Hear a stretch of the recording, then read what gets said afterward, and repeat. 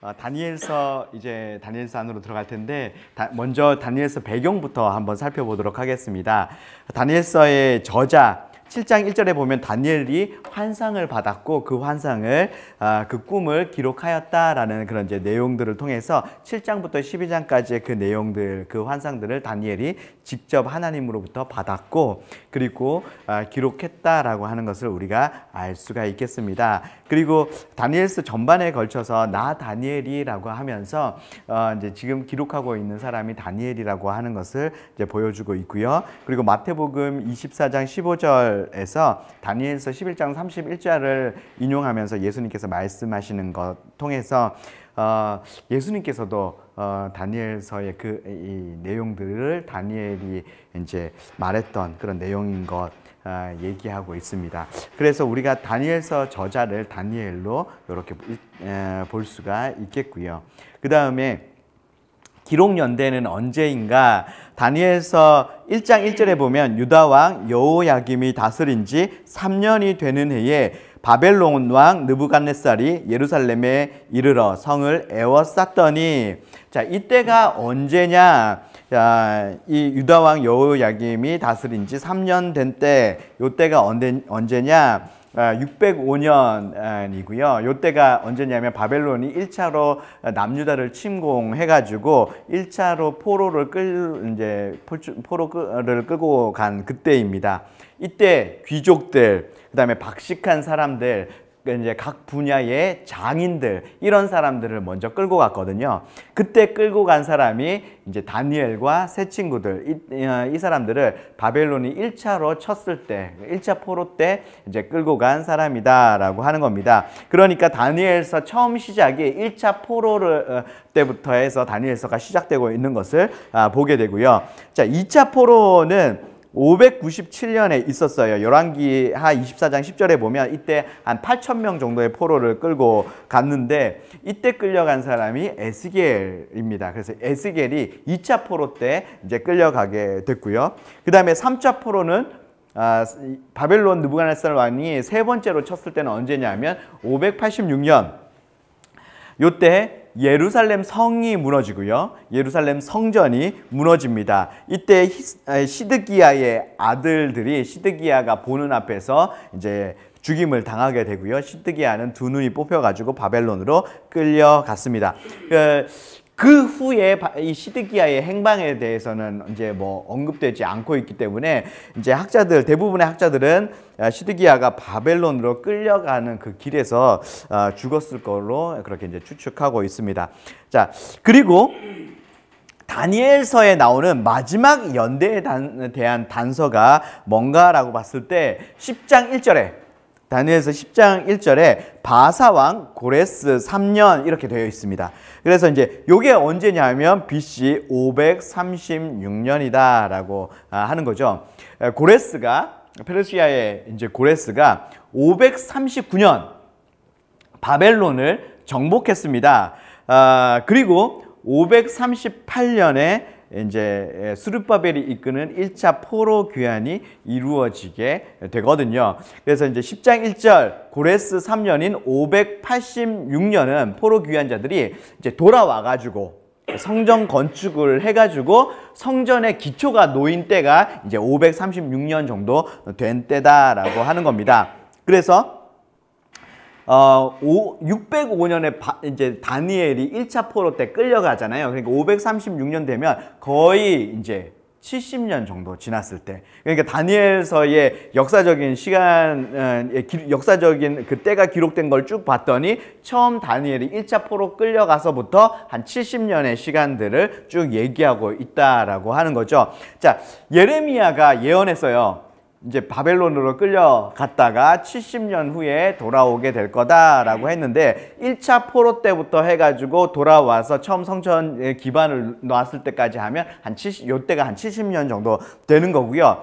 예루살렘 성전이 무너졌을 때는 586년에 예루살렘 성전이 무너졌었잖아요. 그런데 지금 이제 성전 기초를 놓고 성전 기초가 방해하는 사람들에 의해서 잠깐 멈춰집니다. 그랬다가 다시 이제 학개와 스가랴가 나와가지고 다시 성전 건축해야 됩니다. 그러면서 사람들에게 동기부여시켜주고 그러면서 이제 성전 건축이 이제 다시 재개가 되죠. 그리고 성전 건축이 이루어진 때가 언제냐면 이제 516년입니다. 그러니까 586년부터 516년 성전이 무너지고 다시 성전이 세워지고 요게 정확하게 70년이다. 이렇게 이제 하는 거죠. 그래서 그 70년을 언제 예레미야가 말하는 그 70년을 언제를 말하는가? 그래서 이 다니엘서에 나오는 끌려갔다가 돌아와가지고 성전 기반까지 놓는 요때가 한 70년 정도의 시간인데 요때를 말하는가 아니면 예루살렘 성전이 무너졌다가 성전이 딱 세워지는 게 요게 또 70년이거든요. 그래서 요때를 말하는가 이제 그런 거죠. 그래서 어쨌든 다니엘서에 나와 있는 마지막 이제 사건의 연도가 536년인데요. 요게 다니엘이 끌려온 지 한 70년 정도가 지난 때라고 하는 거고요. 아마 다니엘서가 10대에 끌려왔다고 한다면 다니엘의 지금 나이는 80세가 이제 넘은 거죠. 그렇기 때문에 이제 536년이 이제 기록돼 있기 때문에 다니엘이 아마 더 오래 살지는 그 이후로 아주 많이 살지는 못했을 거다. 그래서 530년 직후에 아마 다니엘이 다니엘서를 기록하지 않았을까 이렇게 볼 수가 있겠습니다. 자, 그렇다면 이 다니엘서 아마 다니엘서의 내용들을 바로 귀로 들었던 사람들은 바벨론에 1차로 끌려왔던 그 사람들이 이제 쭉 1차, 2차, 3차로 끌려왔던 사람들이 다니엘이 하는 그 얘기들을 귀로 들었었던 이제 청중들이 되겠고요. 그러면 이제 원독자는 누군가 1차 포로귀환 해가지고 이제 바벨론이 페르시아의 고레스한테 이제 무너지고 나서 1차 포로 귀환이 이루어지잖아요. 그래 1차 포로 귀환 했을 때 와가지고 성전을 건축하고 성전의 기반을 낳았던 이제 유다 백성들이 원독자의 일부에 좀 포함될 수 있겠다 이렇게 볼 수 있겠고요. 하지만 더 주된 원독자들은 이제 포로 귀환해서 이제 고레스가 이제 너네 나라 돌아가도 된다라고 했을 때 돌아가지 않고 사실은 돌아가도 된다라고 했을 때 많은 사람들이 돌아가지 않습니다. 한 굉장히 소수 한 10,000명 정도 이렇게 굉장히 소수가 돌아가요. 왜냐하면 이미 바벨론에 70년 정도 살면서 이제 이 다니엘이 총리로 있었죠. 굉장히 이제 이제 많은 혜택들을 받으면서 잘 지냈어요. 초반에는 좀 어려웠지만 시간이 지나면서 굉장히 잘 지냈습니다. 이제 그랬기 때문에 너네 이제 나라로 돌아가도 된다라고 했을 때 예루살렘으로 돌아가면 아무것도 없거든요. 집도 없고 절도 없고 뭐 절은 있을 필요는 없지만 아무것도 없었어요. 그러니까 기반 시설 아무것도 없고 성도 무너져 있고 집도 없고 거기에 누가 돌아가고 싶겠냐라는 거 하는 거죠. 돌아가면 생고생하는 거예요.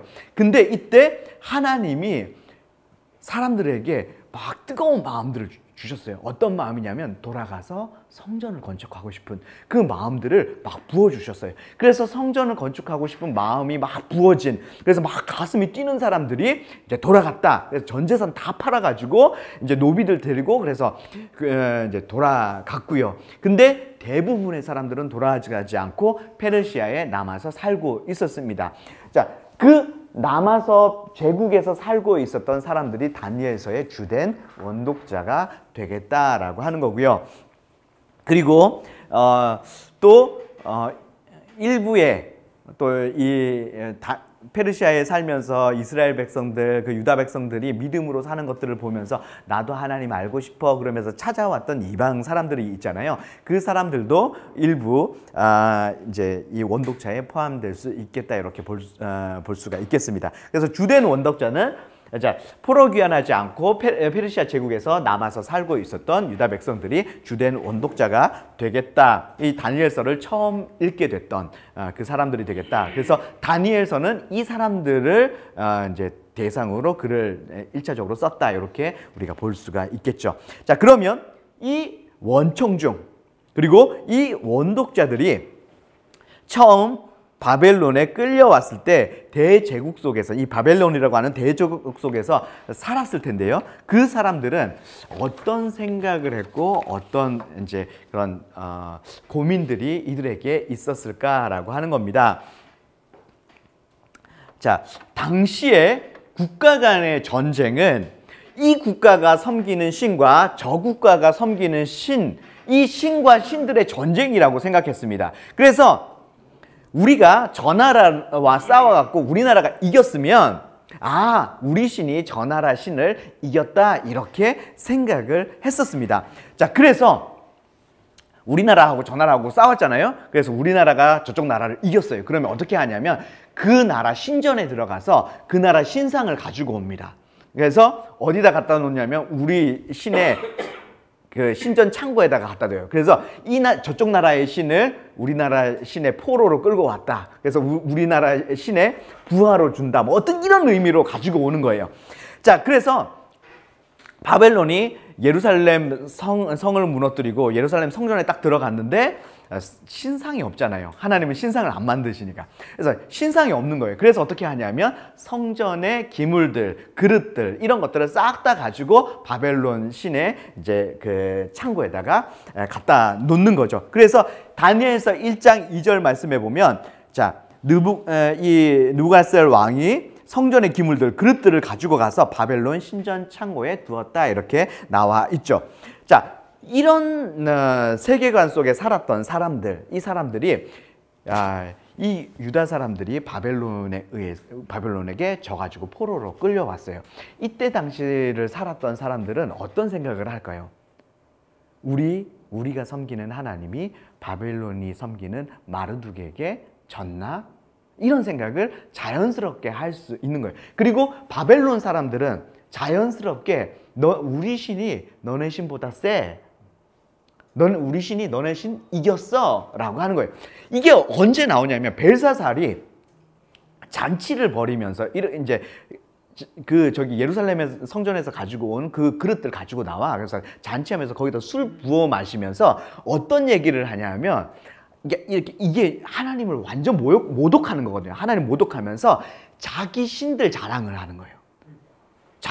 자기네들 우상 자랑하고 자기네들 신들 자랑하는 거예요. 그러니까 우리 신이 여기 예루살렘 막 그렇게 막 물도 가르고 막 그랬다는 신 이겼어. 우리 신이 훨씬 뛰어나. 이것들을 벨사살이 자랑하고 있었다. 그래서 그날이 벨사살이 끝나는 날이었다라고 이제 하는 건데, 아무튼 이제 이래가지고 이제 그때 당시의 세계관 속에서 우리의 하나님이 마르둑한테 졌구나라고 그냥 생각되어질 수 있는 그런 세계관들이었다라고 하는 겁니다. 자,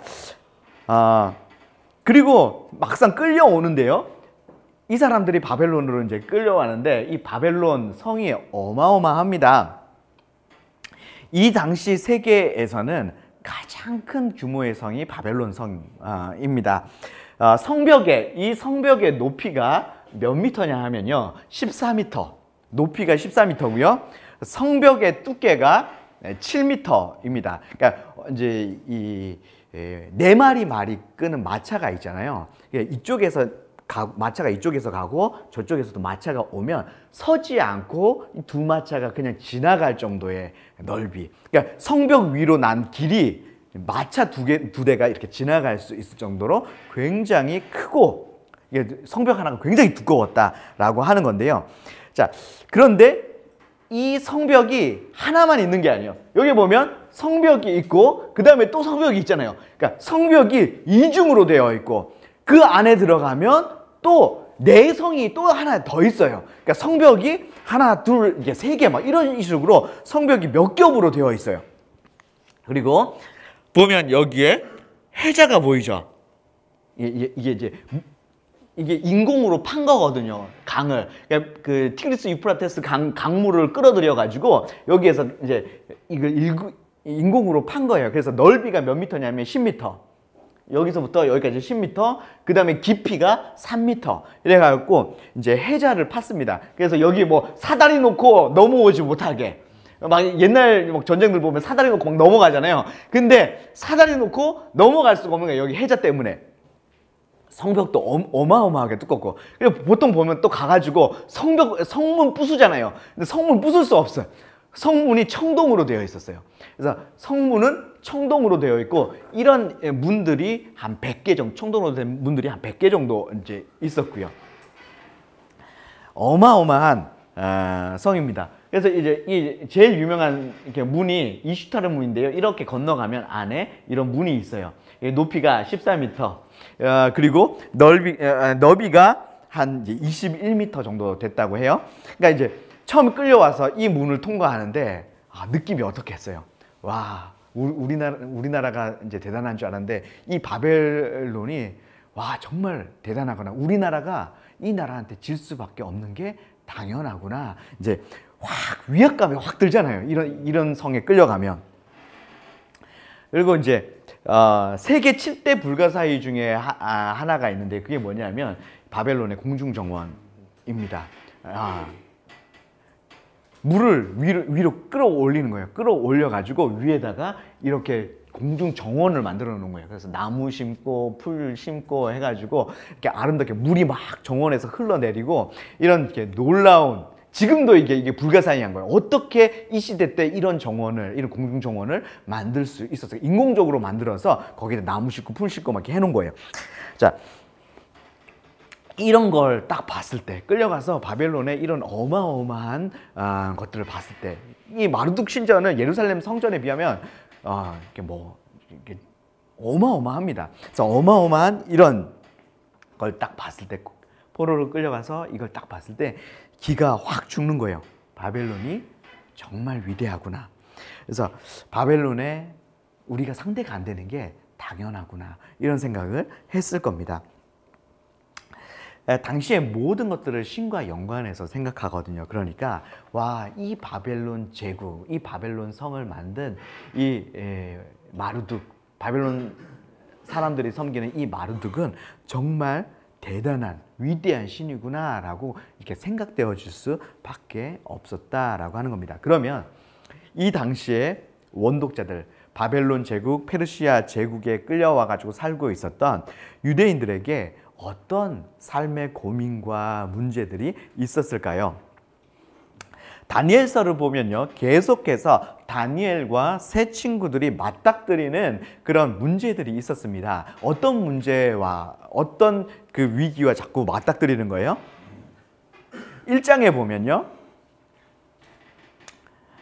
다니엘이 정결하지 못한 음식을 먹어야 되는 그런 상황과 맞닥뜨렸다라고 하는 겁니다. 이 당시 왕이 주는 음식은 특별히 고기나 이런 것들은 우상에게 제사로 쓰인 다음에 그 다음에 그 고기가 나오는 거예요. 그래서 그 고기를 우상에게 쓰여진 그 고기를 내가 먹어서 내가 의식적으로 부정해지든지, 아니면 내가 모든 지금 주어진 모든 특권을 잃어버릴 것을 각오하고 다시 이 포로들이 끌려와 있는 그 이제 포로 수용소로 돌아갈 것을 이제 각오하고 먹지 않고 나를 거룩하게 지키기로 결정해야 되든지, 이런 내가 세상과 우상과 타협하든지 믿음을 지키면서 살든지, 이 둘의 갈림길에 계속해서 놓였다라고 하는 겁니다. 3장에 가면 우상에게 절해야 되는 그런 상황이 벌어지죠. 우상에게 절하지 않으면 풀무불에 집어넣겠다고 하는 거예요.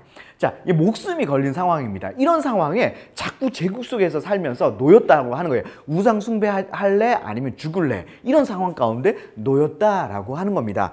자, 이게 다니엘과 세 친구들만 경험했던 상황이었을까요? 아니라는 거예요. 제국 속에서 살았던 사람들, 이 유대인들이 계속해서 살아가면서 맞닥뜨린 그런 상황이었다라고 하는 겁니다. 6장에 가서 다니엘이 성전 문을 이제 예루살렘 성을 향해 가지고 문을 활짝 열어놓고 거기에서 계속해서 하나님께 기도했다라고 하는 건데요.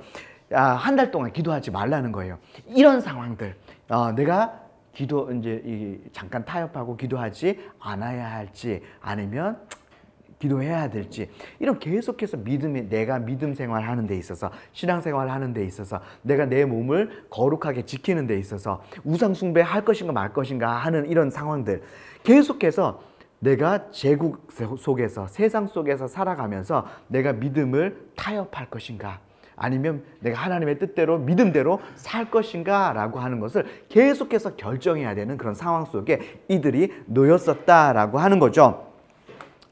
자, 근데 이 결정을 하는 데 있어서 어떻게 해야 되느냐? 하나님이 바벨론의 마르두각에게 진 것 같은데 바벨론에 왔으면 정말 센 신인 바벨론의 신 마르둑을 섬겨야 하는 거 아닌가 이런 생각이 들었을 거예요. 자, 아니야 그래도 하나님 섬겨야지 우리는 하나님 백성인데 그렇다고 한다면 내가 이 바벨론 제국에 끌려와 있는데 내가 이곳에서 하나님 말씀대로 살면 하나님이 나를 지켜줄 수 있는가라고 하는 겁니다. 바벨론의 마르둑한테 진 하나님이 내가 지금 바벨론에서 살고 있는데 여기에서 목숨 걸고 신앙 지킨다고 그러면 그 하나님이 나를 지켜줄 수 있는가라는 문제에 이제 봉착하는 거죠. 자, 그 다음에 내가 그래 목숨을 걸고 하나님이 이제 지켜주든지 안 지켜주든지 내가 목숨 걸고 산다면 믿음을 지킨다면 그래야 될 이유는 뭔가? 내가 목숨 걸고 믿음대로 그렇게 살았을 때 하나님은 그 삶을 통해서 어떤 일을 하시고자 하는 것인가 라고 하는 이제 이런 것들에 대해서 이제 알아야 되는 거죠.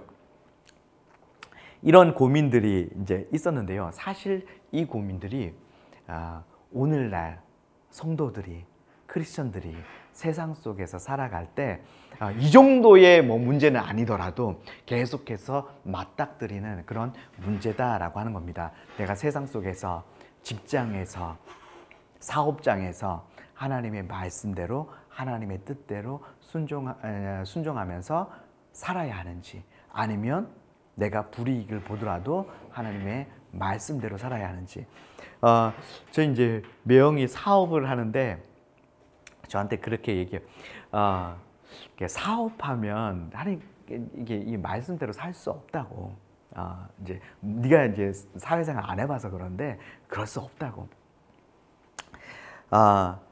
우리가 직장을 다니거나 내가 사업을 운영하거나 어떻게 이제 사업장에서 이런 상황들에 맞닥뜨리는 거예요. 크리스천들은 내가 적당히 타협하면서 하나님은 원하시지 않지만 이렇게 뭐 거짓말하고 이렇게 이제 이런 이렇게 뒷거래하고 이런 것들 하나님이 원하시지 않지만 적당히 타협하면서 내가 살아야 되는가? 아니면 하나님의 말씀대로 내가 불이익 당하고 내가 손해 보는 거 감수하면서 내가 믿음으로 살아야 하는가? 우리가 세상 속에 살면서도 계속해서 그 선택의 기로에 놓인다라고 하는 것입니다.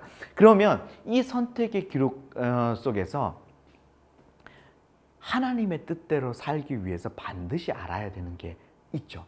그게 뭐냐 하면 하나님이 교회에서만 과거에 이 유대에서 그 다음에 예루살렘에서만 하나님이 다스리시는 것이 아니라 지금 이 세상 속에 나왔을 때 내가 직장에서 내가 학교에서 내가 내 사업장에서도 하나님이 다스리신다는 걸 알아야지만 내가 하나님의 말씀에 순종할 수 있는 거예요. 그래서 하나님의 뜻대로 이 세상을 움직여 가시고 하나님의 뜻대로 이 사업장도 움직여 가시고 직장도 하나님의 뜻대로 움직여 가신다는 것을 알아야지만 내가 여기에서 마음껏 하나님의 뜻대로 순종하는 삶을 살 수 있다라고 하는 겁니다. 자, 이 바벨론에 끌려와 있는 유대 사람들도요. 하나님이 예루살렘에서만 하나님이 다스리시는 게 아니라 이 바벨론 페르시아 제국 속에서도 여전히 하나님은 온 세상을 다스리고 계시고 그리고 바벨론 왕, 페르시아 왕도 하나님이 마음대로 주무르고 계시고 그리고 이제 하나님이 우리가 믿음의 삶을 살았을 때 온 세상을 다스리시는 그 하나님이 내 삶을 책임져 주실 수 있고 그리고 그 하나님이 내가 믿음의 삶을 살았을 때 내 삶을 통해서 이루고 싶어 하시는 그 명확한 그 계획이 있다라고 하는 것. 이제 이걸 알아야지 하나님이 온 세상을 다스리신다고 하는 이 믿음, 이 하나님에 대한 이 믿음이 있어야지만 세상 속에서 믿음을 지키고 살아갈 수 있다라고 하는 겁니다. 그래서 다니엘서의 핵심은 뭐냐면요. 이거 계속 얘기하는 거예요. 하나님이 온 세상 다스리고 계신다고 하는 거예요. 하나님이 온 세상 다스리고 계시고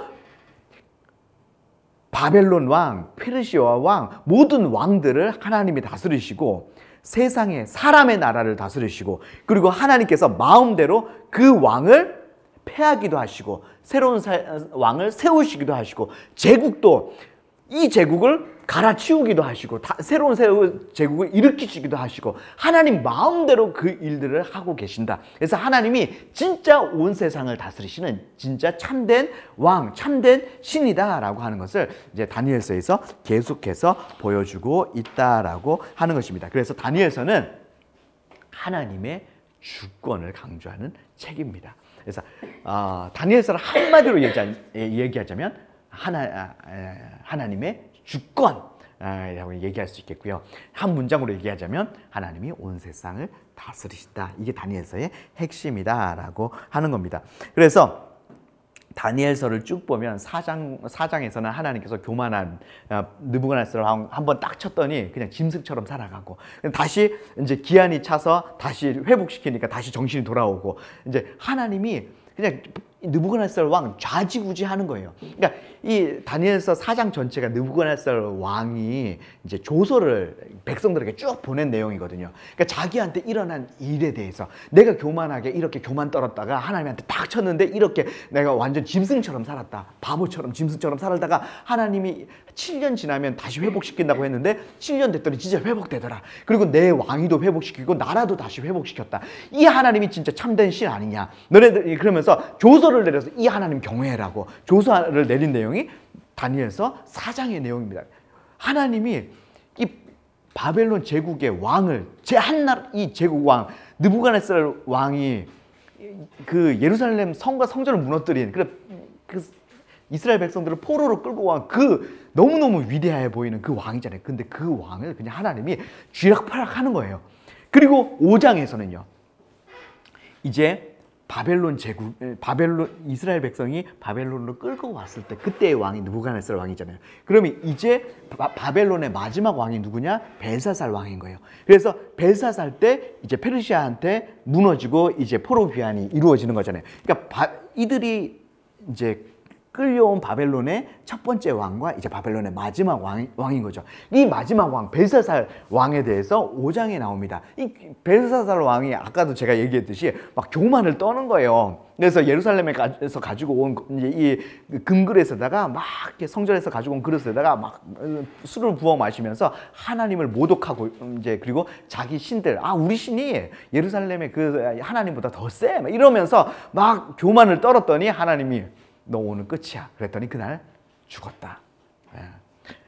자, 그러니까 하나님께서 한번 치시니까 그냥 다 끝났다. 그거를 이제 하나님이 온 세상을 다스리시는 왕이다라고 하는 것을 4장과 5장에서만 얘기하는 것이 아니라 다니엘서 매장마다 하나님이 온 세상을 다스리신다고 하는 것을 매장마다 계속해서 반복적으로 얘기하고 있습니다. 자, 이렇게 다니엘서에서 하나님의 주권을 강조하는 이유가 무엇입니까? 제국 속에서 살아가고 있는 하나님의 백성들, 그 백성들이 믿음의 선택을 하기 위해서는 하나님이 온 세상을 다스린다고 하는 이 믿음이 필요하기 때문에 그래요. 그래서 하나님이 온 세상을 다스린다는 이 믿음 가지고 지금 이 순간에 제국 속에서 순종하는 삶을 살아라라고 하는 겁니다. 자, 그러면 우리가 하나님의 뜻대로 살 때 어떤 일이 일어나는가? 우리가 하나님의 뜻대로 살면 하나님이 우리와 함께 해 주신다고 하는 겁니다. 자, 에스겔서에 보면 하나님의 영광이, 하나님의 임재가 성전에서 떠나가잖아요. 그런데 이 영광이 어디로 가시냐 하면 바벨론의 포로로 끌려와 있는 그들 가운데 하나님께서 임하신다고 하는 거예요. 그래서 하나님이 그들 가운데 이제 내가 너희들 가운데 성소가 되어주고 너희들이 끌려간 이곳에 내가 임해주겠다. 그래서 하나님이 어디에 임하시냐? 이제 하나님 백성 가운데 스스로 우리가 하나님 믿습니다. 하나님 말씀에 순종하는 하나님의 백성입니다. 그 남은 자들, 우리가 하나님 말씀대로 사는 하나님 백성입니다. 인정하는 그곳에 하나님께서 거기를 성전 삼으시고 성소 삼으시고 거기에 임재해 주신다고 하는 겁니다. 하나님이 어디 임재하신다고요? 남은 자들 가운데. 하나님의 주권을 인정하는 그 남은 자들 가운데 임재해 주신다고 하는 거예요. 자, 그러니까 이제 하나님이 임재해 주세요. 우리가 하나님 뜻대로 살아가면 하나님이 임재해 주시면 우리 삶에 우리 삶을 통해서 하나님이 보여지고 하나님이 나타나는 거예요. 그럼 제국에 있는 사람들이 우리의 삶을 보면 우리가 믿음대로 살아가는 하나님의 뜻대로 살아가는 삶을 보면 거기에서 자꾸 하나님이 보여지는 거예요. 하나님이 나타나고 하나님이 내가 그래 너와 함께 있지라고 하면서 하나님이 우리와 함께 있는 걸 자꾸 나타내시는 거예요. 하나님 임재를 나타내시는 거죠. 그러면 제국에 있는 사람들이 우리를 통해서 하나님을 보게 되는 거예요. 그래서 이방인들이 하나님께로 돌아오게 되는 그 일들이 일어나는 거죠. 그러면서 이제 복음의 시대를 준비하게 되는데요. 자, 다니엘서는 이걸 위해서 이제 이 얘기를 하는 거예요. 하나님이 온 세상을 다스린다. 이 믿음 가지고 순종해라. 순종하면 하나님이 함께 해주시고 하나님이 하나님 자신을 너의 삶을 통해서 나타내신다. 그러면 이방인들이 돌아온다라고 하는 겁니다. 자, 다니엘서 이제 구조인데요. 이제 1장의 역사 속에 나타난 하나님의 주권에 대해서 쭉 얘기하고 있고요. 그래서 다니엘 3. 그 다음에 이제 이 7장부터 12장까지는 다니엘이 본 환상입니다. 환상 속에 나타난 하나님의 주권이죠. 자, 그 다음에 1장과 그 다음에 8장부터 12장까지는 히브리어로 되어 있어요. 다니엘이 두 가지 언어로 되어 있는데 그 다음에 2장부터 7장까지는 아람어로 되어 있거든요. 그리고 이제 2장부터 이 7장까지는 하나의 교차대칭 구조를 이루고 있는데 자, 내제국 똑같이 내제국과 하나님의 나라에 대해서 쭉 얘기하고 있고요. 여기 큰 신상 머리, 가슴, 배, 종아리, 그다음에 발 해가지고 머리 바벨론, 그다음에 가슴 페르시아, 그다음에 이제 그리스 로마 제국을 쭉 상징하고요. 여기도 똑같이 바벨론, 페르시아, 그리스, 로마 제국을 상징하고 그리고 나서 하나님의 영원한 왕국이 오는 것에 대해서 얘기하고 있습니다. 자, 그래서 여기에서는 이제 그 손대지 않은 그런 이제 돌이 날라와 가지고 이제 이 신상의 발을 로마를 상징하죠. 발을 빡 쳤더니 신상이 확 무너집니다. 그리고 그 돌이 이제 온 세상에 가득 덮이게 되고 하나님 나라가 이루어지는 어떤 그런 것들을 보여주는 거죠. 그래서 그 다음에 여기에서는 인자와 같은 이가 나타나시는 거죠. 인자와 같은 이가 이제 와서 영원한 나라를 이제 가져오게 되는 거고요. 그 다음에 여기서는 다니엘의 세 친구들의 어떤 그런 믿음. 여기서는 다니엘의 믿음. 그래서 여기에서 이 세 친구들이 풀무불에 들어가고 이제 다니엘이 사자굴에 들어가고 이 믿음에 대한 내용이 이제 이 3장과 6장에 나오고요. 그다음에 4장과 5장에서는 이 교만한 느부갓네살 왕과 벨사살 왕을 심판하시는 이 내용들 전체를 통해 가지고 하나님 계속해서 말하고 있는 거는 하나님의 주권이에요. 하나님의 주권. 하나님이 온 세상을 다스리신다고 하는 그 하나님의 주권에 대해서 계속해서 얘기하고 있다라고 하는 것입니다.